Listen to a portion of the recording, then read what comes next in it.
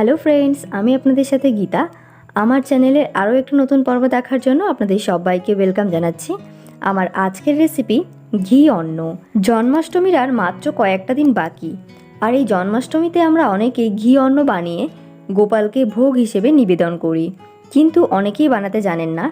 আমি আজকে আপনাদের সঙ্গে শেয়ার করতে চলেছি ঘি অন্ন কীভাবে বানাতে হয়, আর খুবই সহজ পদ্ধতিতে এবং অল্প উপকরণ দিয়ে, যাতে সকলেই এটা বানাতে পারেন। তাহলে চলুন রেসিপিটি দেখে নেওয়া যাক। প্রথমে আমি এখানে 100 গ্রাম গোবিন্দভোগ চাল নিয়েছি। চালটাকে আমি একটা বাটির মধ্যে ঢেলে ভালো করে বেছে নিচ্ছি। তারপর এখানে জল দিয়ে দিচ্ছি। এই জলটা দিয়ে কিন্তু চালটা খুব ভালো করে ধুয়ে নেব। গোবিন্দভোগ চালের যেহেতু একটা খুব সুন্দর গন্ধ রয়েছে, তাই জন্য 2 থেকে 3 বারের বেশি ধোয়ার দরকার নেই। তা না হলে এই সুন্দর গন্ধটা কিন্তু চলে যাবে। ভালো করে জল বদলে বদলে 2 থেকে 3 বার ধুয়ে নিয়েছি। এবার আমি এর মধ্যে অল্প একটু সন্ধব লবণ অ্যাড করব। আমি এখানে হাফ টিস্পুন মতো সন্ধব লবণ নিয়েছি, হাফ টিস্পুন নিয়ে নিচ্ছি গরম মশলা গুঁড়ো, আর 1 টিস্পুন নিয়ে নিচ্ছি ঘি।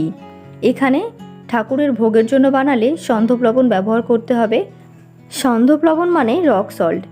রক সল্ট কিন্তু আর একটা একটু লালচে কালারও হয়, মানে একদম হালকা লালচে।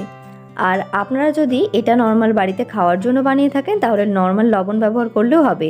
এটাকে ভালো করে মিশিয়ে 10 মিনিটের জন্য রেখে দেব। এবার চলে আসছি ননস্টিক প্যানের কাছে।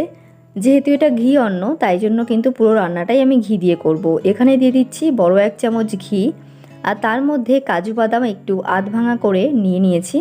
এটাকে আমি একদম লো ফ্লেমে ফ্রাই করব।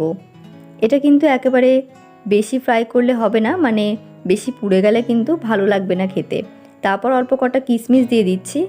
আমি এখানে কাজু আর কিশমিশই ব্যবহার করছি, তবে আপনারা চাইলে আপনাদের পছন্দ মতো ড্রাই ফ্রুটস এখানে অ্যাড করতে পারেন।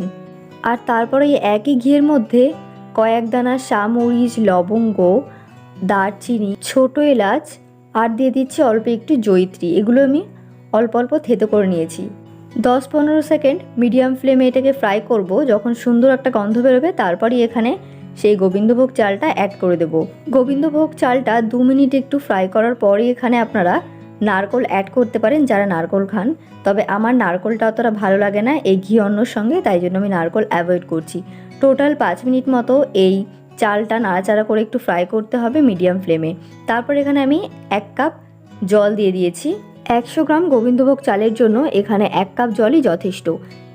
এই চালটা যখন একটু ফুট ধরবে, তারপর এটাকে ঢাকা চাপা দিয়ে রেখে দেবো কুক হওয়ার জন্য। প্রায় 5 থেকে 10 মিনিট মতো এটাকে কুক করব।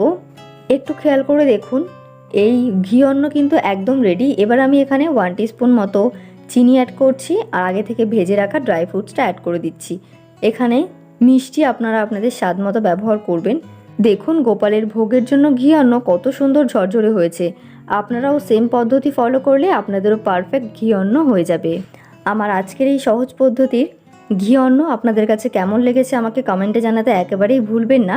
আর আপনারাও কিন্তু আমার মতো এরকমভাবে সহজ পদ্ধতিতে ঘি অন্ন বাড়িতে বানিয়ে গোপালের ভোগ হিসেবে নিবেদন করতে পারেন। আশা করছি এই রেসিপিটি আপনাদের কাছে ভালো লেগেছে। আর রেসিপিটি যদি আপনাদের একটু উপকারে এসে থাকে, একটা লাইক করে দেবেন, ফ্রেন্ড ও ফ্যামিলির সঙ্গে শেয়ার করবেন। আর আপনি যদি আমার চ্যানেলে নতুন হয়ে থাকেন, তাহলে চ্যানেলটি সাবস্ক্রাইব করা এবং পাশের বেল আইকনটি প্রেস করার অনুরোধ রইল। সকলেই ভালো থাকবেন, সুস্থ থাকবেন। Thanks for watching. বাই।